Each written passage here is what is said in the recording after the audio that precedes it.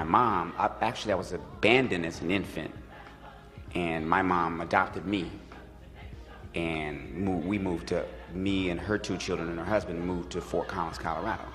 Now they were white. And I ran into a black person until I moved to Washington, D.C. And we're back with Mr. Tommy Davidson right here on Your Voice. I mean, one of the funniest men alive, man. You're great, Tommy. Thank you, man. We're just enjoying you so much. Can you just move to Tallahassee? Can you just like? I can, but can it be like in September? Because it's too hot down here.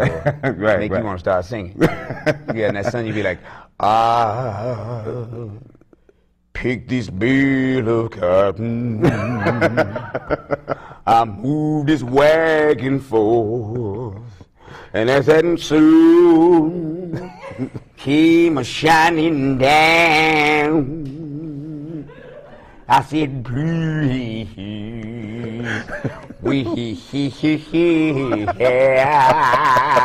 can I find me a Slurpee?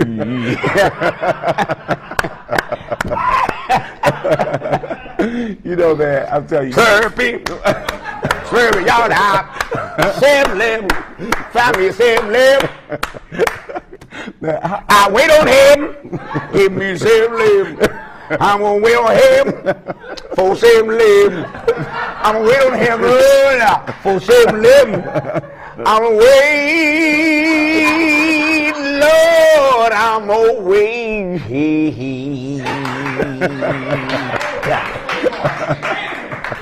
Tommy, to that Slurpee, that Slurpee coming forth.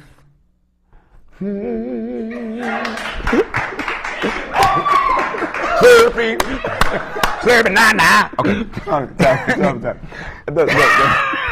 Man, how do you do this, man? I mean, I am trying. You know, I have a composure to keep on television. How do you do this, man? I mean, how do you? I mean, that was just impromptu, right off the top of your head. I mean, yeah, it's just there. A gift. It's there, yeah. Like I was watching. His name is Julius. What is his name? There's a scientist there's a black scientist that I was up one night watching Nova. Mm-hmm. And I cannot remember his last name. I can't remember his first name. Mm-hmm. His last name. He's a scientist. Scientist. His last name is Julius. Mm-hmm. I can't remember his last name. It'll come to you. Yeah. But I'm watching Nova. Now, here's an African American I never heard of. Mm-hmm. And what he did was he did the same thing that George Washington Carver did with the peanut, but he did with the soybean. But this individual created paints for DuPont, petroleum. He's the one that came up with vegetable soy oil. Mm-hmm. He was responsible for millions and millions of dollars worth of revenue for these huge white chemical companies. He actually moved his company to Chicago. What they did was he actually found a cure for arthritis. Really? Right, from an enzyme that was found in yams. But I think I've heard about this. Yeah, and he couldn't get. I mean, I'm not going a long way around it. Right. But he was born with that ability to see chemically how to break things down. Wow. So he knew how to isolate elements, and it was just in him. Right. And then nobody can touch him. I mean, he was absolutely incredible. Moved his company to Mexico. Mm-hmm. They tried to get his company out of Mexico, and he ended up suing the company and winning, starting his own company in Chicago, a black-owned company. Wow. In Chicago. Mm-hmm. So, it's just, you see that a person has a certain something that they do. And quite simply put, God gives us all a gift. Right. And once we tap into it, it's limitless. Oh, man. It's like watching Michael Jordan play basketball. Right. It's like, you'd be like, what did he just do? did you see, you know, right. it just happened. Right, and he tapped into his source, just like you're tapping into your source. And you know, Tommy, we had, as you know, Ernest and Jada Collins. They were here to celebrate the Inspire Award. I saw him play piano last night. It was interesting. Yeah. but you know, they were here, and one of the things that they're doing, in addition to what you're doing, is that they are, you know, providing mentorship and leadership in the communities, and they're in the entertainment industry in the sense that they're models and performers as well. And one of the things that Jada said earlier that made a lot of sense, she said, you know, tapping into your source, into your power, and that's what you seem to have done. How is it that we get African American, young men in particular, to tap into their source and to place their energy? Now let me say, have a lot of African American men who are doing some extraordinary things and are going to continue to be extraordinary people, but we have a group that just can't seem to turn that corner. You seem to have turned that corner despite all the things that you've gone through. How do you do that? I think it's, like I said, once again, it's a process of me becoming, but I had a lot, it's funny that you mentioned people being mentored, because I had a lot of different mentors in different areas. One of the things I wanted to mention last night was there was a guy named Reggie in my project who used to walk through my project every day.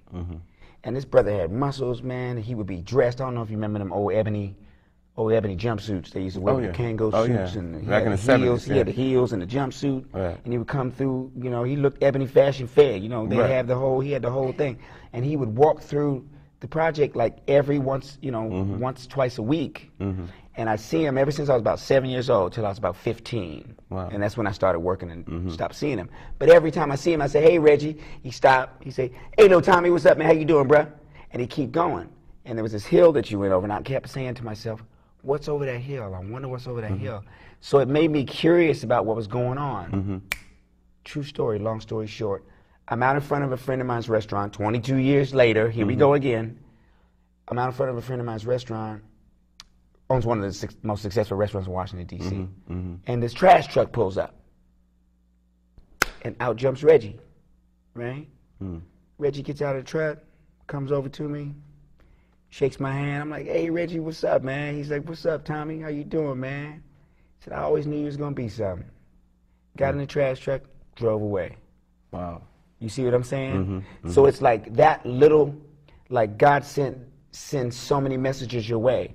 Reggie was put in my life so I can start to wonder what's outside of that project. You know? And he saw something in me and pulled the energy from me.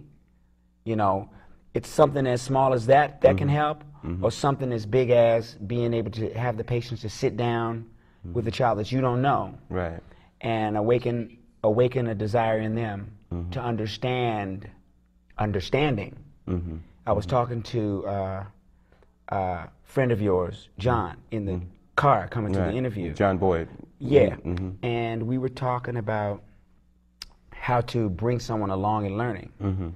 And he used Professor Akbar as an example of how to elicit a response from someone within, you know, as opposed to, you know, showing them instruction, you know, leading them towards the natural and pushing growth them of themselves, pushing them beyond, you know, what they think is possible. And you are, speaking of Naeem Akbar, you know, he's a very good friend of mine and a dear mentor. And by the way, he sends a package of books to you.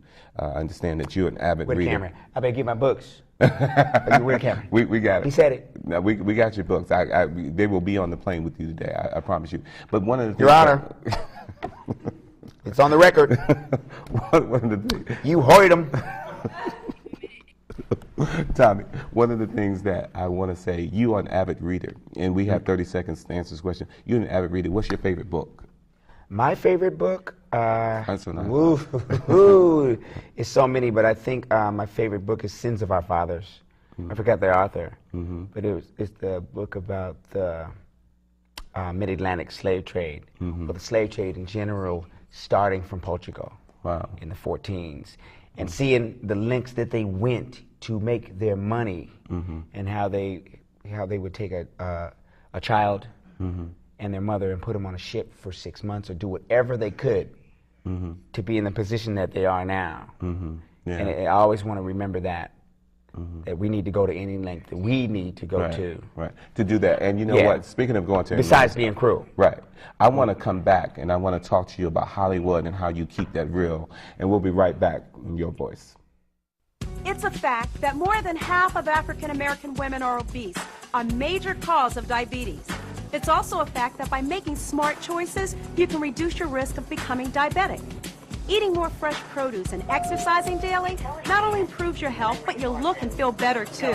It's a fact. Knowing the risk of obesity and making simple changes can mean a longer and healthier life. Don't put it off. Let's get started now.